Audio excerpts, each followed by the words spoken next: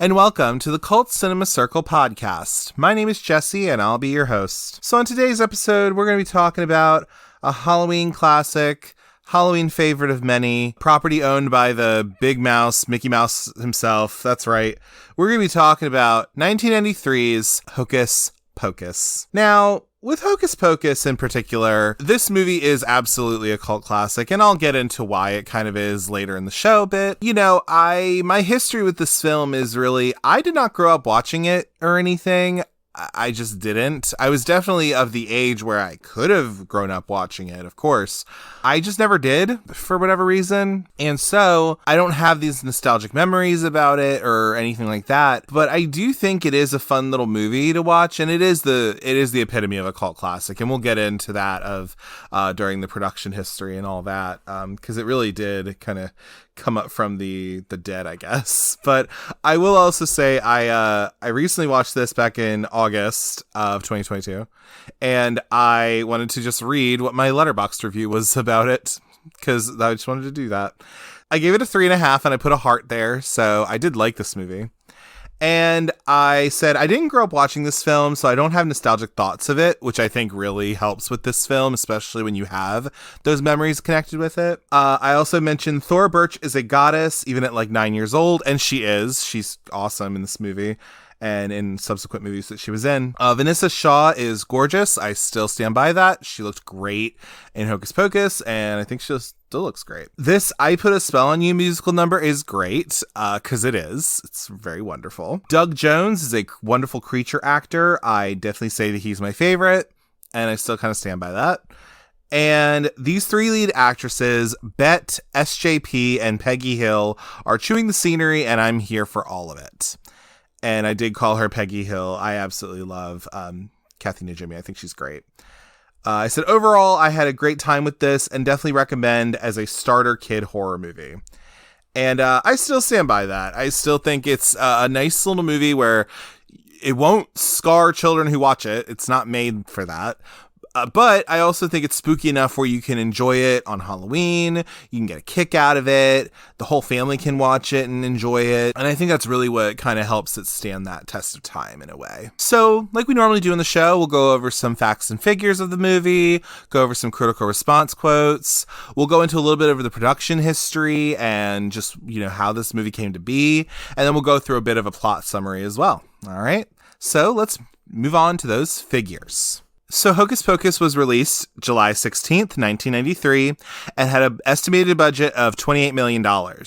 For box office, we're looking at a gross US and Canada of $44,342,713 and a gross worldwide box office of $45,395,069. We're looking at a Rotten Tomatoes score of a 39% on the tomato meter and a 71% on the audience score. We're looking at an IMDb score of 6.9 out of 10 and a 3.5 out of 5 on Letterboxd. For our cast of characters, we have Bette Midler as Winifred, Winnie Sanderson, the smart leader of the sisters. We have Sarah Jessica Parker as Sarah Sanderson, the dim-witted sister who uses her siren-like voice to lure in children. Kathy Najimy as Mary Sanderson, the middle witch who can smell out children. We have Omri Katz as Max Dennison, a teenager from Los Angeles who recently moved to Salem, Massachusetts. We have Thora Birch as Danny Dennison, Max's 8-year-old sister who loves Halloween. We have Vinessa Shaw as Allison Watts, Max's crush and classmate. We have Charles Rocket as Dave Dennison, who's the father of Max and Danny, and Stephanie Farisi as Jenny Dennison, mother of Max and Danny. We also have Sean Murray as Thackeray Binks, a teenage boy from 1693, cursed to live as an immortal black cat, and Jason Marsden, who actually did the voice of Thackeray Binks and then pretty much dubbed all of Sean Murray's voice, pretty much. We have Doug Jones as William Billy Butcherson, an ex-boyfriend poisoned by Winifred in 1693 and resurrected later as a zombie 300 years later. For critical response quotes, we have Ty Burr from Entertainment Weekly, who states, "It's acceptable, scary, silly kid fodder that adults will only find mildly insulting, unless they're Bette Midler fans, in which case it's depressing as hell." We have Janet Maslin from the New York Times, who states, "Apparently too much Eye of Newt got into the formula for Hocus Pocus, transforming a potentially wicked Bette Midler vehicle into an unholy mess." And then we have Tim Brayton of Alternate Ending, who states, "The sheer glut of stuff has the terrible effect of wrecking the pacing, making the not egregiously long movie feel substantially more than in its running time." So before we move into a plot summary of Hocus Pocus, I just wanted to go over some kind of production information, how this movie came to be.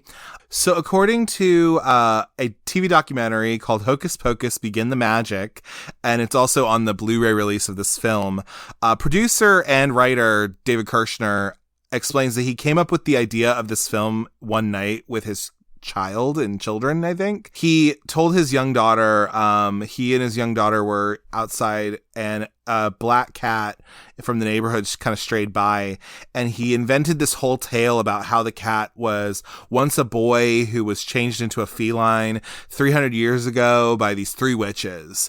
And he kind of just went with that story. And he thought, well, that could be like maybe a fun little script I could make. So then Hocus Pocus started life as a script by Mick Garris, which if you don't know Mick Garris, he's very well known in the horror sphere. And he was involved with making Stephen King adaptations. So he did, just in films and all, he was involved with movies like Critters 2, The Main Course, The Fly 2, this movie, Hocus Pocus, a couple different ones like Riding the Bullet and Unbroken. And he was also acted in a couple things too, as well, which is kind of fun. And then on TV, he helped bring stuff like, he did Freddy's Nightmares back in the 80s, which is a TV show based on Nightmare on Elm Street. He was also involved with doing 1994's The Stand, which was a Stephen King adaptation. He helped bring The Shining to TV, and it was a TV miniseries in 1997. And he's just done a lot of different TV work as well, within the horror sphere. So I think he's a cool dude. Anyway, but the working title for this movie was Disney's Halloween House, because it was bought by Walt Disney Pictures in 1984. And it was supposed to be much scarier and darker, and its protagonists were all going to be 12 years old. And so Garris and Kirshner then pitched it also to Steven Spielberg's Amblin Entertainment.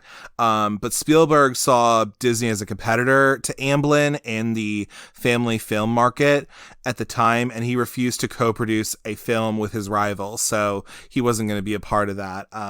Even though Kirshner had gotten some success with Spielberg by actually doing An American Tail back in the 80s as well. He was involved with that, and he got some success from it. There were actually some various rewrites that were made to the script to make the film more comedic, and it also made two of the protagonists of this film into teenagers, which is Max and Allison. But production was stalled several times. They kept trying to bring this thing to life until 1982, when Bette Midler actually expressed interest in this script, and the project immediately went forward. This role of Winnie Sanderson was actually supposed to be for Cloris Leachman, but she didn't take it. And Bette Midler has said that up to this point in her career, it's like the most fun she'd ever had with her career. And there were a couple other little casting things too. So you had that. Rosie O'Donnell was actually supposed to be the role of Mary Sanderson, but she did not want to portray a witch. Sarah Jessica Parker was found because she had done some movies by this point. She had been on Broadway with Annie back when she was a kid. Leonardo DiCaprio was actually offered the role of Max, but he actually declined the movie to then go on and do What's Eating Gilbert Grape, which then earned him an Oscar nomination in 1994, which is pretty cool. But he was supposed to play Max, and this other kid, Omri Katz, he had actually auditioned already, and he didn't get the part. He was probably feeling like, oh, shoot, I didn't get the part. Oh well, I guess. And then he ended up actually getting this part because Leo, didn't want it. And then you have some principal photography. So that started on October 12th, 1992. This film is set in Salem, Massachusetts, but most of it was shot on a soundstage or soundstages in Burbank, California. However, its daytime scenes were filmed in Salem and Marblehead, Massachusetts during 2 weeks of filming with principal cast, and production was completed on February 10th, 1993. So then they finished this movie, and then they had to work on all the after effects, the post-production stuff. Pioneer Village, a recreation of early colonial Salem, was used for the opening scenes that are set in 1693. So that's a place that is used in Salem, Massachusetts. Other locations also include Old Burial Hill in Marblehead, where Max is accosted by Ice and Jay, the bullies of this piece. The Old Town Hall in Salem, where the town Halloween party takes place, and Phillips Elementary School, where the witches are trapped in a kiln. So that was all done on site in Salem. And also the exterior for Max and Danny's house is a private residence on Ocean Avenue in Salem. So that was actually shot over there as well, which is cool. But then a lot of the other houses as well, like when they're trick-or-treating, I think when they go to Allison's house, a lot of that stuff is actually done in California, I believe, in an area of Whittier, I believe. Went for about 50 or 60 days of shooting or something like that. It was pretty deep, and they went pretty big on like the construction of like the Sanderson sisters' house. They really wanted this to be a big deal. They were spending $28 million on it. So they really wanted it to be good. And they wanted it to be this kind of grandiose thing, because it was about to be all about magic. So in regards to this film becoming a cult classic, the release of this movie was kind of a not handled very well at all. It was released in July of 1993, which was weird for a movie that's pretty much about Halloween and like very centered on Halloween. But I just covered this movie in a couple episodes before, but The Nightmare Before Christmas was coming out in the same year. Disney decided to have that be their October release and not have Hocus Pocus be any sort of October release for that as well. So they released it in July, kind of capitalizing on this idea that like, oh, kids are out on summer break. They'll go see it, kind of in time for the fall or whatever, right? There wasn't even a premiere for this movie, I don't think. None of the people who were on the cast like remember going to a premiere for it, which is kind of weird because this is like a almost $30 million movie that you're making, and there's no premiere for it that people could speak of. Yeah, it's very interesting how that kind of worked. And this movie, I think, only lasted 7 weeks in theaters, up to pretty much when The Nightmare Before Christmas came out. It kind of just faded into obscurity, really. I think a lot of the cast was kind of disheartened a little bit. They all seemed to have fun on set and thought it was really cool. But the fact that it kind of just faded into obscurity was, of course, a little disheartening when you're a part of a project like that. And it wasn't until the early 2000s, for whatever reason, because Hocus Pocus finally came out on DVD where people could actually buy it, that there seemed to be this new resurgence of interest in Hocus Pocus because people could watch it, and buy it on DVD or video or whatever. The sales start showing that like, oh, people are really buying this. And then I also think once ABC or Disney and ABC, they decided to show this movie on ABC Family, which is now called Freeform, showing this movie around that time on ABC Family or something, or even on the Disney Channel, especially when they're trying to, at that time with their programming, they're trying to kind of diversify what they're doing a little bit. They're showing like Sister, for example, which was a show that, initially did very well when it came out, but then ended up doing so well on the Disney Channel, especially, and on ABC Family, that the Maori twins were actually brought back to do a movie, Twitches and Twitches 2, which I thought was really interesting. Even though they had literally not worked on something for a while after Sister, they had kept themselves a little bit busy, but that renewed popularity from people like myself watching something like Sister was able to give them something to do, which was really cool. And I think the same kind of thing happened with Hocus Pocus. Like, this started showing and people really ate it up and they loved it. And I think also too, having someone like Jason Marsden, who was the voice of Thackeray Binks, he was already involved with, voiceover. He had done, Goofy Movie. He had done X-Men. He was a known voiceover actor, and he was very involved in fan conventions. Just seeing the amount of people who would come to fan conventions that are all over the country and talking about how they love Hocus Pocus, I think was able to give the cast especially this kind of newfound confidence that people really did like their work and they enjoyed it and people wanted to see them specifically for something like this, which is exactly why you have, I'm sure people, I know just for my own thought, you have people like Vinessa Shaw and Thora Birch who have gone to fan conventions. I'm sure that maybe Omri Katz has gone to one or two, I'm sure. I expect that, Bette, Sarah Jessica Parker, and Kathy Najimy maybe aren't going necessarily, but I do think it's interesting that these other actors as well can do that, and they can be seen that it can be shown that people really do love this movie and they got something out of it, whether it was that it brought their family together and they were able to watch it, or they watched it with maybe a grandparent and that grandparent's no longer with us, that kind of a thing.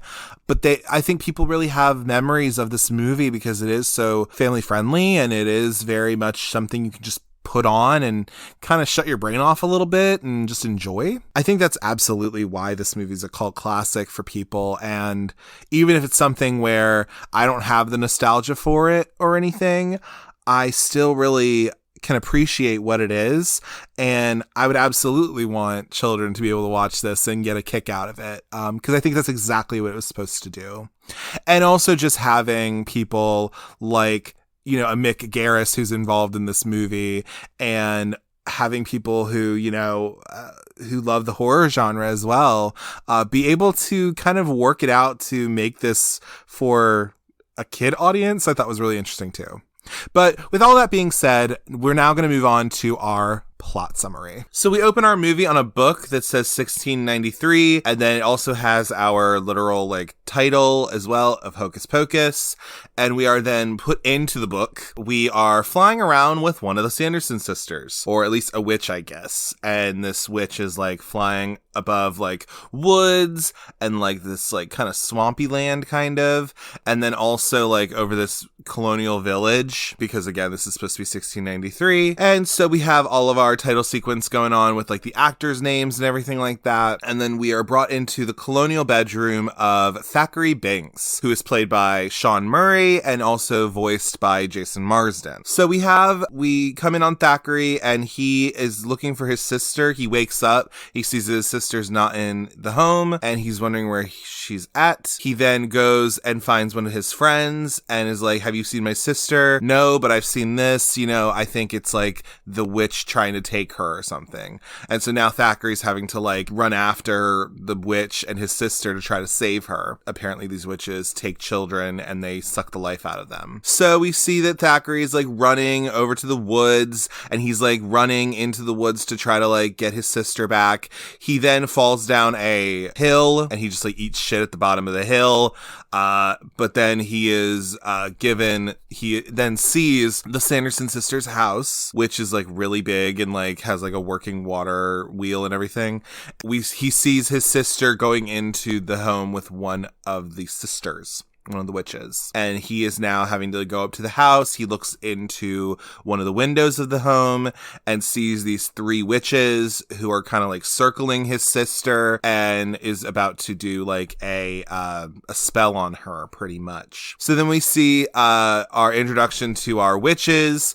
We have Winifred Sanderson, Mary Sanderson, and Sarah Sanderson, who are played by Bette Midler, Kathy Najimy, and Sarah Jessica Parker respectively. And so they are these old haggard witches, and they are going into their book, and they are looking to see what kind of potion they can do so that they can incapacitate this little girl and pretty much take her energy. They then are getting all the ingredients together to do this potion, and they are now getting this potion together so they can pretty much make this little girl pass out so they can like kill her pretty much. And so then we see that once the potion is given to the young girl, we see that Thackeray has actually now decided to make himself known and is deciding to see what he can do to try to save his sister. So he's fighting with the women, he's fighting with these witches, and he like dumps out this potion that they made. Again, he's trying to save his sister, but he is then incapacitated by Winnie and is, with like some lightning bolts that come out of her hands, incapacitated. I don't think he's killed quite necessarily, but he is just stunned. We then see the little girl, Emily, her life force is just like kind of a weird aura around her,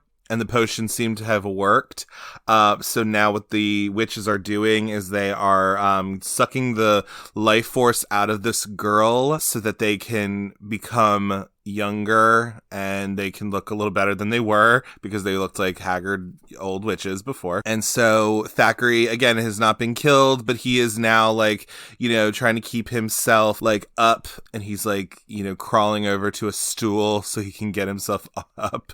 And then we see that our witches are now like younger and they look a little bit better than they were before, but it's a start though. I mean, it is a start. So the sisters do a little, but then literally like they're like, but it's funny because you see the girl is supposed to be dead, but you see the girl kind of move in there, but apparently she's supposed to be kind of dead, I guess, which I thought was kind of funny because like this little girl never really, I don't think, went on to be much of an actress. I think she actually went on to be a YouTuber, funny enough. She was like a beauty YouTuber. But anyway, so the witches are like, all right, well, here's Thackeray. Like, you know, what are we going to do? And let's hang him on a hook and play with him. And they're wondering what they can do with Thackeray because he deserves a punishment for trying to save his sister. And so then pretty much what happens is they decide to turn him into a cat for ever and ever, and they do a little spell, and they are now turning him into a cat for the rest of his life pretty much. And so that's what he's ending up being. So now he can't really talk to anybody, like even his we'll get to that in a moment, but like his dad is pretty much not able to see who his son is as a cat. His daughter was obviously like killed, because then we see that a angry mob has come to the Sanderson sisters' house, and they have they're now like saying, oh no, there's no witches here, like whatever, it's fine. We're just three kindly old spinster ladies, which I thought was kind of funny. And then, of course, Sarah just says, sucking the life out of little children. Dumbass. And so they decide to now be like, hey, you know, where's my son? So Thackeray's dad is asking, like, where's my son? You know, where's my daughter? You already killed my daughter, I guess. But where's my son? They don't know where they are at, even though they do know. She even says, cat's got my tongue. And so literally in a Disney movie, because this is 1693, they decide to just literally put the sisters into nooses, and then they decide to then sing, and then they're just like, yeah, no, we're gonna like not do this, and they pretty much just hang the women, and so we don't actually see that happening, but it's implied, which is crazy for like a Disney movie to do, which I thought was kind of crazy. And then that's pretty much how the 1693 part ends. So we have Thackeray as a cat for the rest of his life, and he apparently will just like live forever and ever for a while, or unless he's killed, but he will just stay a cat forever. So we're then brought into present day, where we have a teacher who is recounting the story of what happened to the Sanderson sisters and to the, you know, Thackeray Binks, where she then says pretty much that like it's legend that an old black cat still guards the Sanderson sisters' house to this very day. And then she scares one of the students with like one of those like snake things that you like snap at them. We then get introduced to our main character, Max Dennison, played by by Omri Katz, who I think has since retired from acting. He is from California, he's from Los Angeles, and he's moved to Salem with his family, and he just thinks this is just a bunch of like bullshit pretty much. He says, give me a break, and then the teacher's like, well, would you like to give your, California laid back tie-dye point of view? And then he's pretty much saying like, well, I know y'all here in Salem have this, but Halloween was just invented by the candy companies.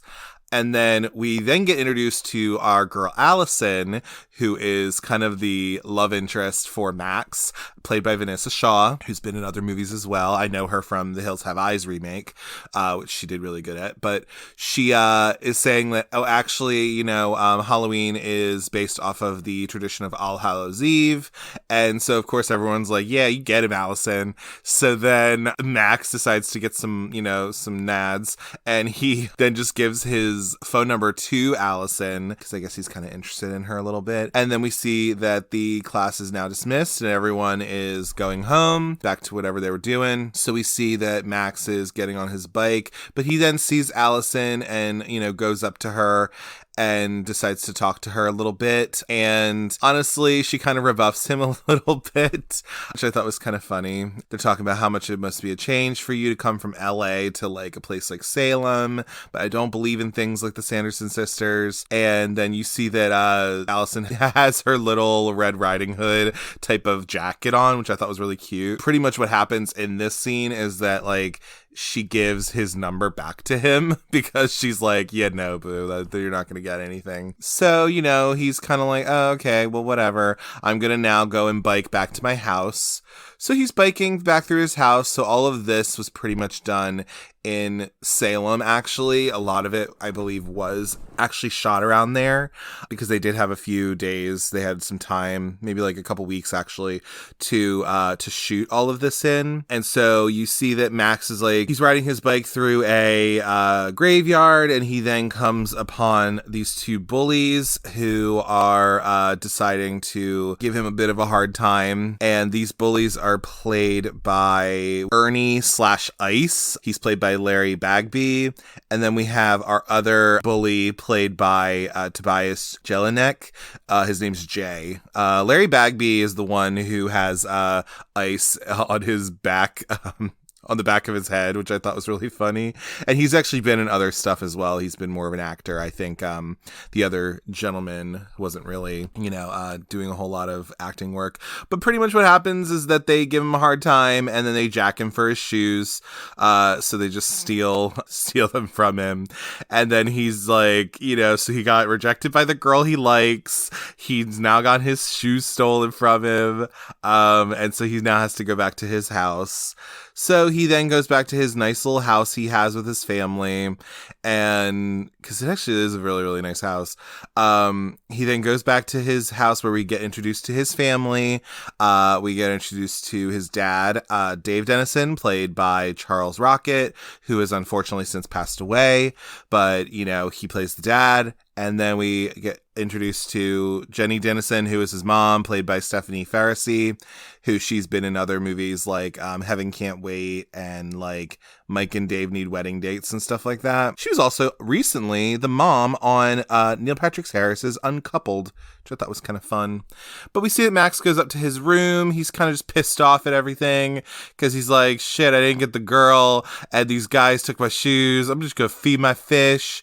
And then we see somebody who's in his closet, I guess, and is just like looking at him, and you're like, what the hell? So he gets in his bed. He's just like, screw this. So he decides he's going to take like we think he's going to take a little nap, but what he really does is he takes a pillow, and he decides to like dry hump it almost, which is just really crazy.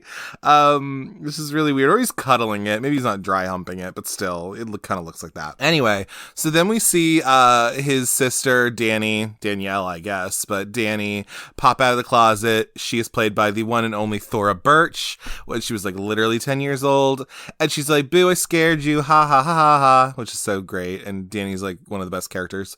And she says, like, you have to take me trick-or-treating, mom and dad are going to the party at the town hall. So, he's just like, no, go by yourself. And then he just goes up to a drum set and just starts drumming for no reason.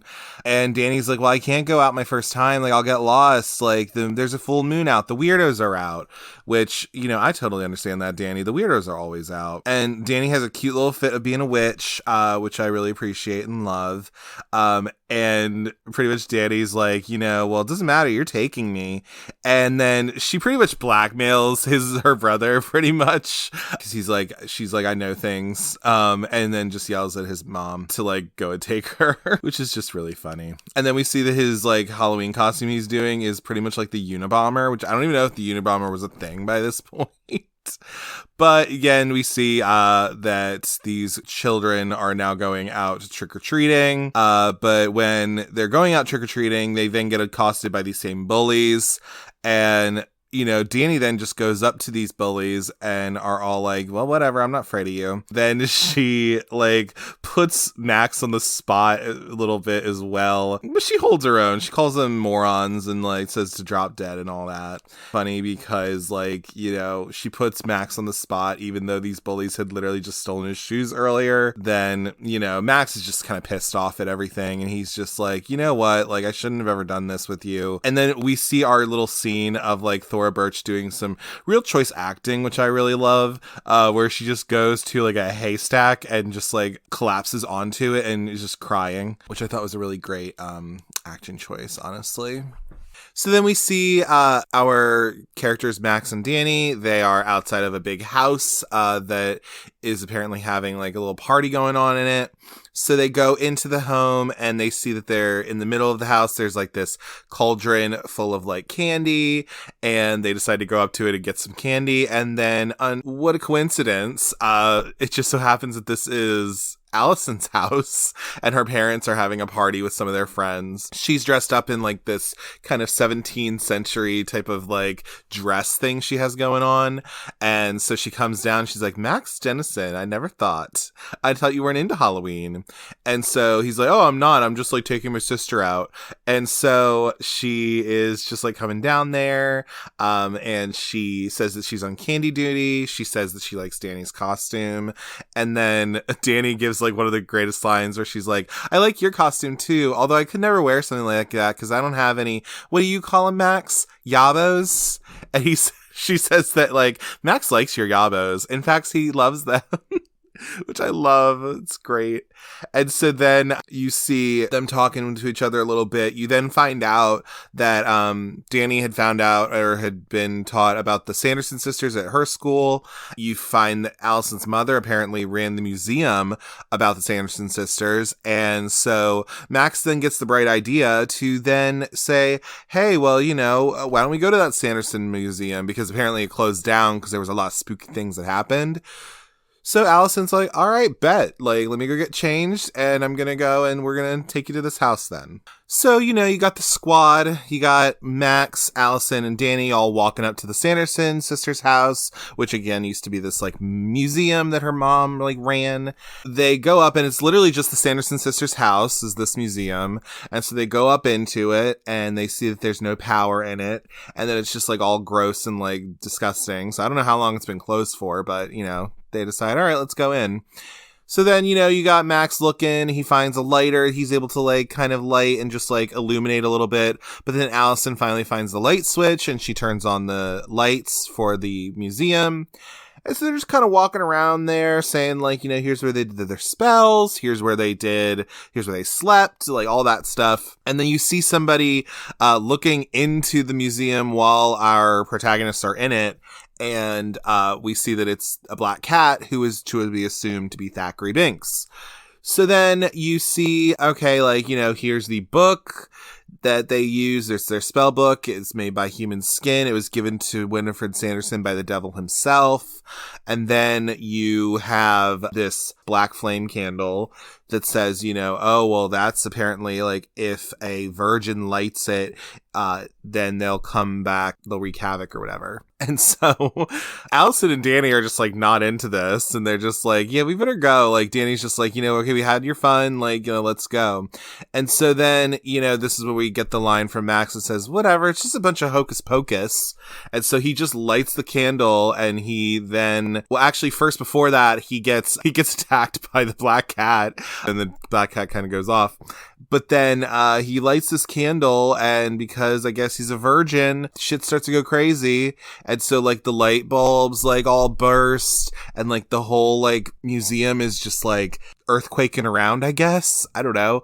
And then what ends up happening is the girls, the Sanderson sisters themselves, just like, I guess magically come back from the grave, and they all just like come back, and they come into their old home, and they're like, oh, sweet revenge, my curse worked perfectly. So to assume that the curse was that if somebody lit the black flame candle, they would be brought back into the mortal world, and they'd be able to wreak havoc on the town of Salem, which killed them so many years ago.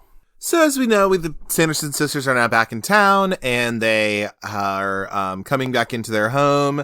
The kids then hide away, and then they end up finding, after looking for a little bit, because Mary, who has this keen sense of smell for children, we end up finding Thor Birch. We end up finding Danny, behind a counter or something, and she's dressed up like a witch. She's trying to like kind of go along with them a little bit, be like, oh, it was me who summoned you, sisters.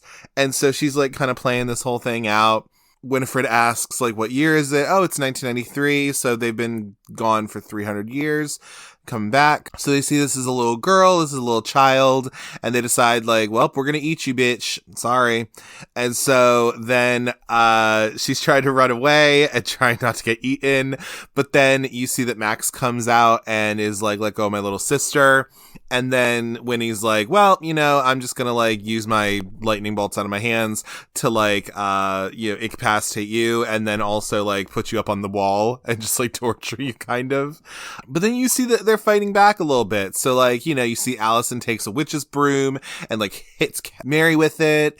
And then, Danny comes and like takes her bag of candy, is like hitting, Sarah and Winnie with it to, try to save her brother. And then they decide, okay, we all have to run away. We have to leave now.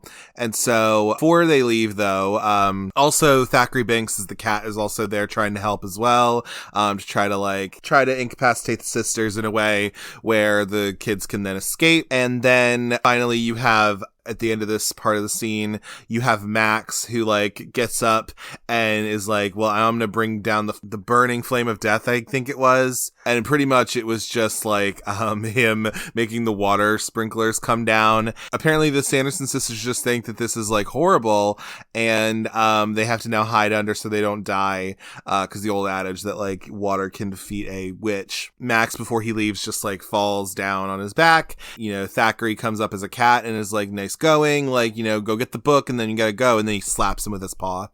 So then Max breaks the case where the book is at. He then takes the book with him, and then the sisters are just underneath somewhere where they're like, oh no, it's the burning flame, burning rain of death or whatever. And then Winifred's just like, no, it's just water, you idiots. Like, what the hell are you doing? So in this scene, you definitely see a lot of that slapstick comedy going on, which I think is part of the appeal for this type of movie, because you just don't see as much like female slapstick going on, I guess. So it's always kind of fun to see that, and I think that's definitely why people like it. So the kids have now escaped with the book, and now the girls are deciding to chase after them, and now they are brought into the world of 1993, and so hijinks will then ensue. So our three heroes have now like ran off with the book, the magic book, and the Sanderson sisters are now following after them. They don't seem to know what a paved road is because they're from 1693, so of course they wouldn't. And so they end up seeing that it's just like a road. It's fine. It's perfectly okay. So then, you see our three heroes, they are led to a graveyard by Thackeray Binks as the cat, because apparently there's they can't touch them in a hallowed ground, so that's why they go to the graveyard. Cat now just like leads our heroes to the grave of Billy Butcherson, Billy Butcherson, who was Winifred's boyfriend back in the day, but then pretty much had been like cheating on her with Sarah. And then, she like killed him. She poisoned him and then sewed his mouth shut so he couldn't tell her secrets even in death. So you get an intro to that. So we'll meet him in just a little bit. But then anyway, so you get the intro to Billy and his grave. And then, you then see that you then get exposition about what's going to go on with the witches because the fire department has come after the sprinklers came on, and they go into the house, and the witches are just like hiding behind this like sign, and like Sarah's eating like a spider. Which is kind of funny. And anyway, so we find out that like, all right, so like the potion we did, before they hanged us is going to keep us young forever. We have to, if we're going to do anything with these children, if we're going to like, suck the souls out of them, then we need to like do this before, sunrise, only on Halloween, because, otherwise we're going to be dust and toast. So, but we need to get that spell book back because that's how we're going to be able to do our potions to do any of this stuff. They then decide to go and fly over to this graveyard. And then again, we get this whole story of like, how Binks has been like alive for all these years. He's been alive for like centuries, and he feels bad that his, little sister was taken by was taken and killed by these sisters. He just kind of used his eternal life to like hopefully be able to do something for somebody else, to like, he wasn't able to save his sister. So he thought, I might as well protect this area and see if I can do something to help. He would always guard that house to think that some airheaded virgin will just go in and like light this black flame candle, which of course was Max. Anyway, so then you have, you get introduced to the flying Sanderson sisters, where they're flying on a broom, and also a vacuum cleaner, I think they can also fly on too. But anyway, they are now deciding to attack our heroes, our protagonists, but they're putting up a good fight, and they're like, all right, like we're going to try and fight you and all this. So we have this whole fight scene with, the sisters on their brooms, and then the kids on, in the graveyard. But then, Winifred decides to summon Billy Butcherson because they can't go in the graveyard, but he's already in the graveyard, so he can be used as kind of a pawn for them. And so this is where we get introduced to Billy Butcherson, played by creature actor Doug Jones, helped win an Oscar for The Shape of Water, which is cool. But anyway, but this is one of his kind of first, one of his first film roles he did this in. He had done some stuff beforehand, but this was definitely a movie that people really noticed him for. Anyway, so we get introduced to Billy, which he has like his mouth sewn shut, and he's just like this zombie. The heroes are just like running through the graveyard, and then Thackeray just brings them over to a crypt, which they're able to use to like be able to kind of they're able to like escape through, and then the sisters will not find them. But then again, the sisters are all like, well, I guess we're gonna have to do something. We're gonna have to try to figure out how we can best get these ingredients and get our book back, so that we can try to take over these children and get their life force and everything.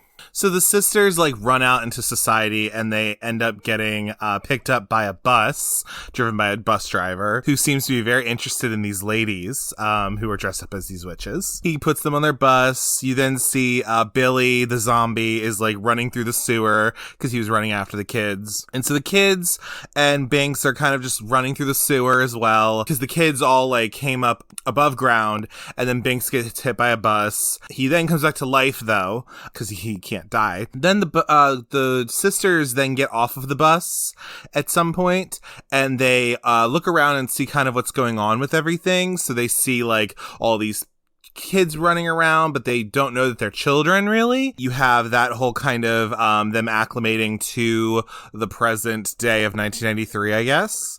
And then you have the introduction to the Devil's House, where you have a guy who's dressed up in a devil's outfit, and he is played by Gary Marshall. And then they go inside of his house, and you then get to see his wife, who is played by Penny Marshall. And if you don't already know, Gary Marshall and Penny Marshall were both film directors, but also brother and sister. So it's kind of weird that they're playing husband and wife, I guess, in this movie, but whatever. Gary Marshall, of course, did like Pretty Woman, but then Penny Marshall famously did A League of Their Own and a couple other movies. Riding Cars with Boys was another one that she did as well. I had recently just watched that, actually. So then you have the kids who are trying to get help from the police, and they're like, oh, here's what happened, and like, you need to help us, and the cop doesn't do anything to help them, but then when they kind of run away, then the kids just kind of run away because they're like, all right, you're not going to help me. We then find out that it wasn't even a real cop. It was just a guy in a cop outfit, which was kind of funny. We then see Billy coming up from a manhole, and then I believe it's the same cop who, like, the same guy in a cop outfit, like, rides his motorcycle over the manhole, and then Billy loses his fingers, which I thought was kind of funny. You get the intro to the devil's wife or whatever, and how she's just kind of having the sisters get out of her house because they're just, like, in there, like, Sarah is dancing with, like, the devil, and then Mary's just like watching TV eating cheese curls, which I think is funny. And then Winnie is just in the kitchen, just like looking around and seeing what everything is. You then see some children who actually steal the sisters' brooms that they've left outside, so they have no way of like flying around now. And then we get to Max, Danny, and Allison then going to the town Halloween party that their parents, well, Max and Danny's parents have gone to. And then we see that they come across their parents. So we see Mr. Dennison as Dracula, and then we see Mrs. Dennison as Madonna, which I thought was great.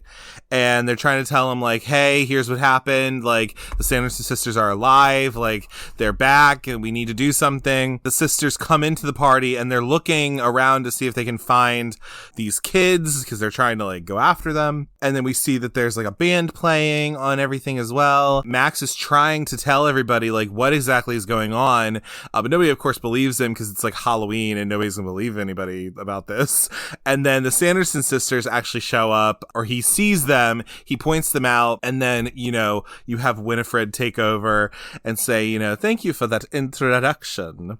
And then they start singing I Put a Spell on You, which is really just putting a spell on all of the townspeople so that they just keep, like, I guess, dancing for the rest of the night. And so that none of them actually go home until that time. Of course, that's like an iconic dance number kind of a thing in this. So the kids run away. You have Max, Allison, and Danny. They're running away, and they hide in the alley, like, behind where the town hall or whatever their party is at. The sisters almost find them, but they don't end up finding them. You also see like a scene with like a lobster guy like taking a lobster and like having to like go into the tank and take it. Then Allison gets a nice bright idea. She's like, oh, she sees like an old oven or something, and she's like, wait a minute, I got an idea, y'all. So then we end up seeing the sisters end up at the high school, and Max has gotten into the high school, and he's on the loudspeaker, and he's like, pretty much what happens in this scene, the sisters are kind of going around the high school a little bit, and they're trying to find the kids to, kill them, pretty much. They end up following this, I think it's so funny, they end up following this voice that is like doing like English to French translation. So like, where is the library? And like, I would like a book and all of this. And they end up following this down to this room. They think, oh, like, we found you. And it was really just this like English to French translation, like book on tape type of thing. And then the kids actually trap them into this kiln that it is, and then burn them. And so now they think, oh, okay, cool, like we were able to burn the Sanderson sisters, they're now gone and dead forever, we've burned the witches, great, awesome for us. So then, as I said, the kids think that they have defeated the sisters. They're walking back through the town as they're going back to Max's house. And Binks then tells Max to take care of Danny because you don't know how precious she is until you've lost her, which of course that goes back to Thackeray having lost Emily 300 years ago. So it's very important for him to tell. The kids then go back to Max's house and they all just seem to fall asleep. Also, a little fun fact about where they're in a park or something when Thackeray is talking to Max, there's this like fountain in the back. And I believe it's actually the fountain from the intro of Friends, if I'm not mistaken. So I think that's really funny that like they have that. And it was probably a coincidence because then Friends came out like the next year after this movie did. So more than likely, they were probably casting and maybe creating or like filming Friends like maybe a couple months after this movie came out, which I thought was really funny. The kids all fall asleep. Then the witches are just back. So they didn't actually die in the fire, I guess. We come across Ice and Jay, the bullies from earlier. They were causing some mischief and all that. And then they are accosted by the sisters. The bullies end up calling the sisters ugly. And then they just take the bullies back to their house. Because they're going back to their house, of course, and they just lock their bitch asses up in like these little like cages, which honestly is a serve. Like I'm kind of into that because they were kind of horrible. They stole Max's shoes from the beginning, although Max is kind of an asshole throughout the whole movie, and he's not even the best character, honestly. But whatever. Then back at the Dennison residence, you see that Max and Allison have like finally woken up. Allison's like, oh my god, it's like 5 a.m. My parents are gonna kill me. I gotta leave. Allison decides to take her dumb ass and she opens the book, which she was told not to do, from Binks. And then the book pretty much sends an energy force up. So it's like this crazy thing that's just like apparently nobody else sees, but it's just like this energy force as they open the book. So then, the sisters are back at home and they're like, oh god, like we're all gonna die, like oh no, like this is horrible, da da da. I believe it's Winnie and Mary. Winnie's just like, I would like to go to the window for one last time, and then like Mary brings her over there to like look out and on her life. Winnie then sees the energy force from the book, and so they know where the book is to go and take it. So then they get on their brooms, and also Mary has a vacuum that she gets on to go fly and get the book. So then we are back at the Dennison house, and these teenagers are just reading the book, but then Binks jumps on the book and he scolds the kids. He was like, you're dumb asses, didn't I tell you like not to read this book? Like, do not open it, bad things will happen. And then pretty much what happens after that, so like you have, I believe it's that Allison's like, okay, I gotta go home. They then find out, before that, they find out that Salt will protect against any, attacks from these witches or whatever. So they get some salt from Max's kitchen, and they're like, okay, well, we're gonna walk back to we're gonna walk back to your house, I guess, and like you can go home. Max like checks in with his parents, but his parents aren't at home or anything. He's like, that's kind of weird. He then hears like some ruckus or whatever back in his room where Danny is at with Binks, and then we find out that the witches have just broken the fuck in. There's like this shot of like Winifred with her nail like breaking in through the screen of the window, which was really good. And so they break the fuck in and they pretty much take Danny. So Max and Allison are leaving to go back to Allison's house to like drop her off, but then they find that Danny's missing, and the witches have confront Max and Allison pretty much, where they have this little standoff of like, okay, they're about to take Danny, they're going to take her back to their house and kidnap her and all that stuff. So then you have that. And then the witches just take Danny on their brooms and just like blow the top of Max's house up, which is crazy. And I'm just like, oh my god, like what the fuck? Like there's like a hole in your roof now. It's crazy. So then as the witches are then flying back to their home, we then get the iconic number. I have it in my notes, the Sarah's drag number, because it really is, where it's the Come Little Children song, where it's pretty much luring and enticing all of the children to then just walk over to the Sanderson sisters' house. So the Max and Allison, they try to like yell at the kids who are under this trance to like not go to the witches, but it's without any, they're all just under the trance anyway. But then Allison has this idea of like, okay, well, they talked about something with the black flame candles, so like they're only gonna be back this night, like, so we just need to fend off till dawn when the sun comes up, and then they'll be vanquished pretty much. So they're like, all right, I have an idea. Like, let's go. So the sisters come back home. They've tied Danny up, and they put Thackeray Binks, the cat, in a bag. The witches are making a potion. I think Winnie's mostly making the potion, and she makes this potion to then try to feed to Danny. But then Max comes through and like busts the fuck into the house. He and Allison have driven up there to like go and try to save, Danny and all that. So then they do a little thing where like Max is, standing off with the witches, and then Allison is doing something where, she turns on the headlights to make it seem like it is dawn, so that the witches just think that they're gonna die because it's dawn and they can't be, around when the sun is up. So then the sisters think it's dawn and be like, oh no, they're all dying together, as they do.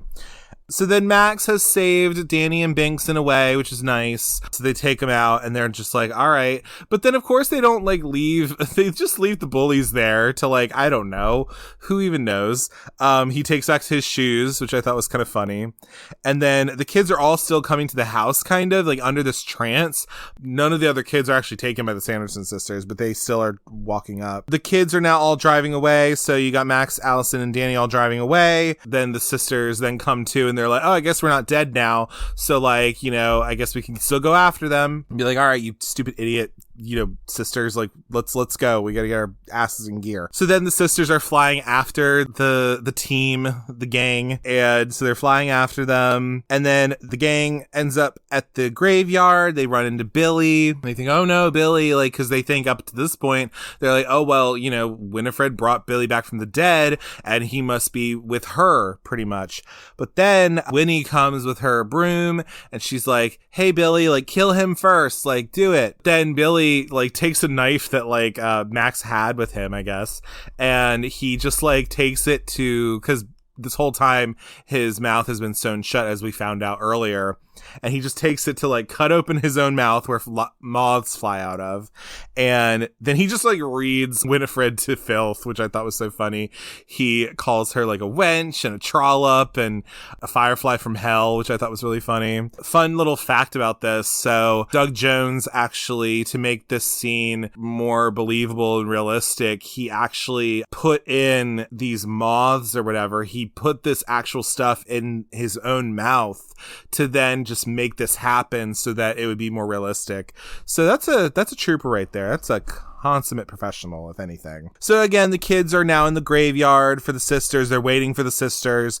They set up to fight. So like you see that, Allison, who I think is like kind of the best character in this movie in a way, although she did open the book when she wasn't supposed to, but she is kind of the best because like she's like the one really taking charge. She's like, putting the salt all over the place. They have Danny in this grave, just kind of standing there to be like, all right, just stay here, girl, and we're gonna get this together. You have, they're setting up to find them. The witches then fly in and they're fighting everybody. So freaking like Winifred is definitely going after like Max. And then like the sisters are trying to like go after the other two to see what they can do. So you have this whole kind of fight scene on these like brooms and vacuum. Billy is also trying to help as well, but then Billy gets his head knocked off by Winifred. She kicks it off, and then that happens. And then it's funny because Danny then is like, hey, I think you dropped this. Gives his head back to him, which is really good. Winnie then catches Danny and she tries to poison her. So she has this like potion of whatever she was going to give her at the house. Before Max had left, he knocked it over. There was only enough for like one child.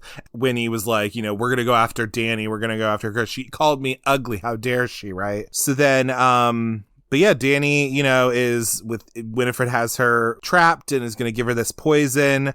Thackeray Binks comes up and he actually is trying to save Danny. So he makes Winnie drop the potion, and Max is like, don't do anything to her. Otherwise I'm going to drop, I'm going to like break this. Be like, if you break it, she dies, like, whatever. But then he just decides to drink it because he's like, well, you have no other choice now. I drank this. So then you see Max and Winnie fight. So that this potion is actually, I guess, supposed to be see what the life force is. So it's the same thing they gave to the little girl in the beginning, where it makes her life force come to life, I guess. And so that's how they can then suck the soul out of these children. So then Max and Winnie fight, and that all is happening. You see that, like... Max is like this kind of like specter, and like his life force is all like there. The rest fend off the other sisters. So for example, Mary's trying to come in and save her sister, but of course she's on the vacuum and like there's a plug to it. So like you got Allison, Danny, and Billy who's all like pulling on the they're pulling on the plug so that, you know, they can't actually get to them. And then Max and Winnie, they fall into the graveyard after some some tussle, and then Winnie gets turned into stone because the sun is coming up now, and so now she got turned into stone because again they're on hallowed ground, so they can't really be in the graveyard anymore. And the sisters just like all blow up, so one by one you have Sarah who blows up, and then you have Mary who blows up, and then finally Winnie as the stone, she then blows up, and they've been vanquished pretty much. You also see during this time that Binks as a cat has died, even though he apparently was supposed to be able to live forever. But and then of course you have this little scene. You have the scene with Billy where, you know, Billy goes back into his grave, you know, to sleep for another however many years. They're looking for Binks, and Danny finds Binks and finds that he's dead, even though he was supposed to live forever. So I don't know how he just died, but he did. It was very unfortunate. There's this bright side to it because Thackeray Binks has now actually just come back to be a ghost. And so he's just a human ghost that his soul has been able to be freed from the cat. And so he now gets to rest in peace, if anything. And he is actually then reunited with his sister Emily, who all he ever wanted was to be reunited with her, and all of that, which is really, really cute. And they Emily is like, Thackeray Binks. And they like all kind of walk, so then Emily and Thackeray, they're walking, through to the graveyard or in it or wherever they're walking to. And Emily's of course like, what took you so long? And Thackeray's just like, well, I had to wait 300 years for a virgin to light a candle. So that was kind of funny. And so this pretty much is like the end of the movie. So you have our heroes all together, and they have this like nice music, and you have like Max hugging Danny as well. It's really nice. And then you have the end, and then you get your end credits. So the end credits are pretty much where you have the party has finally ended, and the parents are now finally going to head home to find that their house has been like kind of destroyed. So there's that. And then we also get the last bit as well, where we go back to the Sanderson sisters' house, and we see that the bullies are still alive, and they're just in their little like cages, and they're just like singing row, row, row your boat or something like that. It's like really funny. And we get the last part of the movie is where the book's there, the book's eye is open. We actually get our like end credit sequence and all of that. And then that's the end of Hocus Pocus. So as I've stated before, I think that this movie is such a Halloween classic, definitely a cult classic film. It didn't do very well when it came out. It did fine, like monetarily, I guess.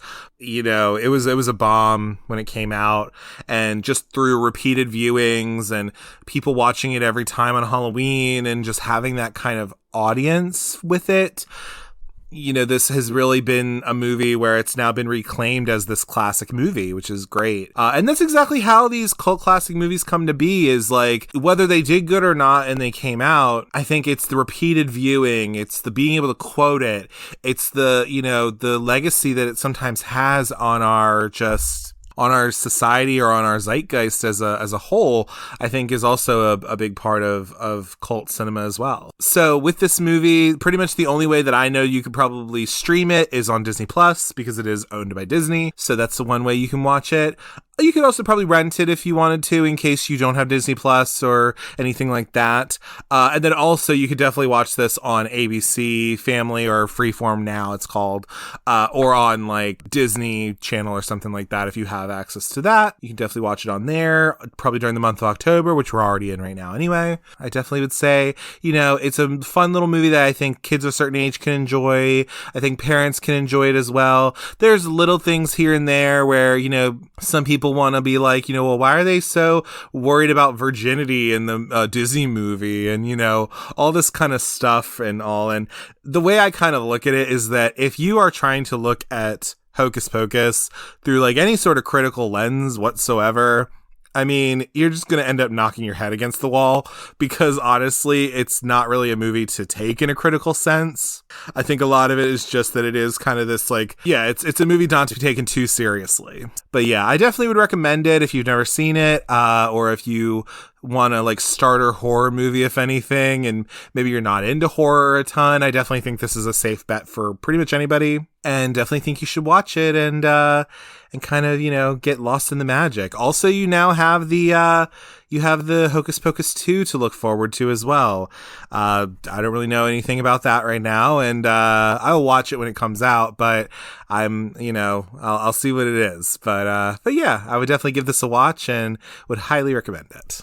If you would like to get in touch with me, you can do so by emailing cultcinemacircle@gmail.com. If you'd like to give any movie recommendations, you would like to give feedback on the show, or just say, hey girl, hey, I'm into all of it. You can also follow Cult Cinema Circle on Instagram, Twitter, and Letterboxd.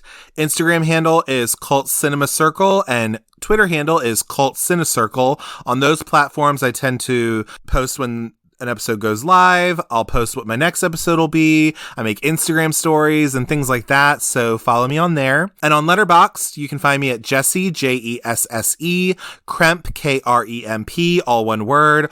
On there, I tend to log the movies that I watch and then write little reviews on them and just general foolishness over there. Be sure to rate, comment, and subscribe to the Cult Cinema Circle podcast on your podcatcher of choice, whether that be Apple Podcasts, Google Podcasts, Audible, or wherever you get your podcasts at. I'm on all of them pretty much.